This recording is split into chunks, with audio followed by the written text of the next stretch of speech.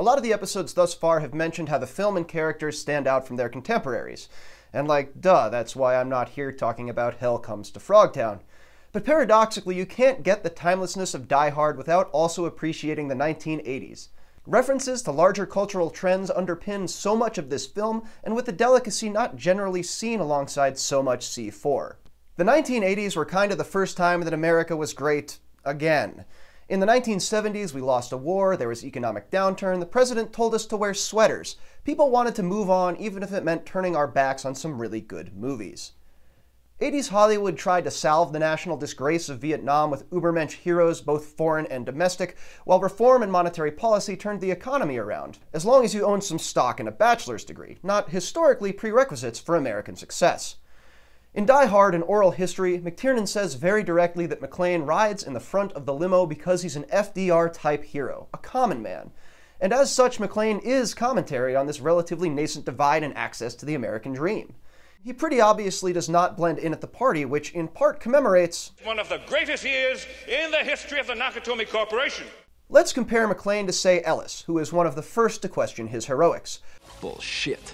This job's 3,000 miles away. From negotiation on down, Ellis has no recognizable skills. He interferes with his coworkers, snorts coke off their desks, and seems not particularly embarrassed about his boss walking in on him while he does it. And yet, he seems to be doing well for himself. Holly has also risen at Nakatomi, but she's earned it, and that kinda strikes a nerve too.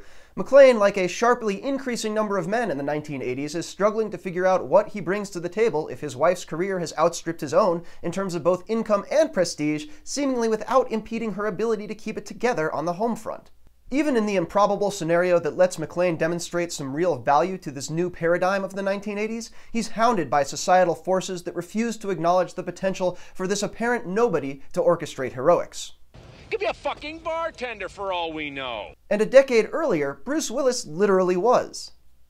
And then there are the Japanese. As Takagi quips, Pearl Harbor didn't work out, so we got you with tape decks.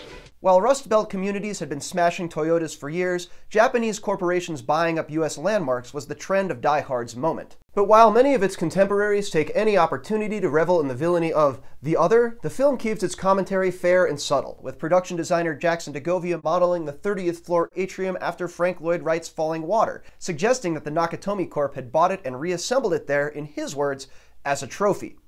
Wright's work makes another appearance a few moments later with the model of his unbuilt Butterfly Bridge for San Francisco Bay, just one in a collection of artworks and scale replicas representing the Nakatomi Corporation's assets. Takagi's unwillingness to cooperate is as heroic as his death is gruesome, but one can't help but wonder if flanking it with great art and landmarks reduced to so many executive trinkets was meant to soften its executioner's action in the eyes of an American audience for whom such acquisitions would be a very recent memory.